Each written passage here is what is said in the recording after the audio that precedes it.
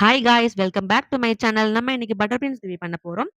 அதுக்கு தேவையான ingredients பார்க்கலாம். ஆனியன், கொத்தமல்லி, கொஞ்சம் கசூரி மேத்தி, பட்டை, கிராம்பு, ஏலக்காய், சில்லி பவுடர், தனியா பவுடர், கரம் மசாலா, அதுக்கப்புறம் மஞ்சத்தூள், தேங்காய், ஆனியன், சோம்பு அரைச்சு வச்சிருக்கேன். டொமேட்டோ 2 அரைச்சு வச்சிருக்கேன். அதுக்கப்புறம் இஞ்சி, பூண்டு, காஷ்மீரி மிளகா ஊற வச்சு அரைச்சு வச்சிருக்கேன்.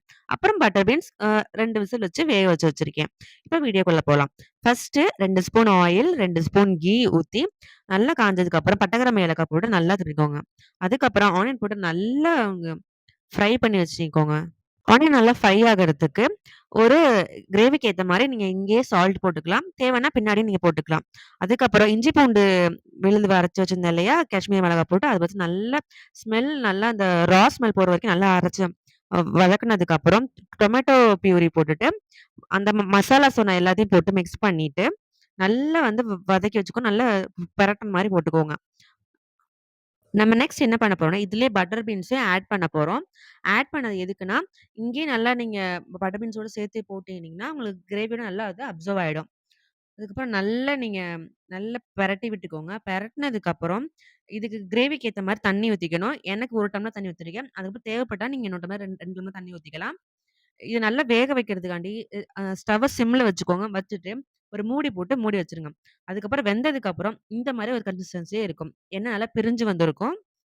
இந்த டைம்ல நீங்க என்ன பண்ணணும், அந்த தேங்காய், ஆனியன், அப்புறம் வந்து சோம்பு அரைச்சு வச்சிருப்ப அந்த விழுத இதில ஆட் பண்ணணும். ஆட் பண்ணதுக்கப்புறம் நல்லா கிளறி விட்டுக்கோங்க. கிளறுனதுக்கப்புறம் கொஞ்சம் வந்து அந்த கன்சிஸ்டன்சி தேவைப்பட்டா தண்ணி ஊத்திக்கலாம். இல்ல எனக்கு இந்த மாரி கெட்டியா இருந்தா போதும்னா, இத நீங்க இப்படியே விட்டுக்கலாம். இது நல்லா கொதிக்கிற அளவுக்கு நீங்க வச்சுக்கணும். நல்லா கிளறி விட்டுருங்க. அப்பதான் தேங்காய் ஃபுல்லா வந்து எல்லா பக்கட்டும் போகும். இதுக்கப்புறம் இது கூட வந்து கசூரி மேத்தி நம்ம வந்து ஆட் பண்ணிக்கிறோம். கசூரி மேத்தி போட்டதுக்கப்புறம் நீங்க ரொம்ப கொதிக்கணும்னு அவசியம் இல்ல. லைட்டா ஒரு கொதி வந்தா போதும். கொத்தமல்லி போட்டு நீங்க இறக்கி வச்சிடலாம். இந்த கிரேவியை நீங்கள் சப்பாத்தி யூஸ் பண்ணிக்கலாம், இல்லை ரைஸ் கூட நீங்கள் போட்டு சாப்பிட்டுக்கலாம். இது லன்ச் ரெசிபியாக நீங்கள் கொடுத்தீங்கன்னா பிள்ளைங்களுக்கு ரொம்ப பிடிக்கும். இப்போ நான் பாப்பாவுக்கு வந்து டேஸ்ட் கொடுக்குறேன். அவள் என்ன சொல்லலான்னு பார்க்கலாம். அவளுக்கு எப்போவுமே இந்த மாதிரி கிரேவினா ரொம்ப பிடிக்கும். She likes a lot. Okay bye, நான் நெக்ஸ்ட் வீடியோ பார்க்கலாம். See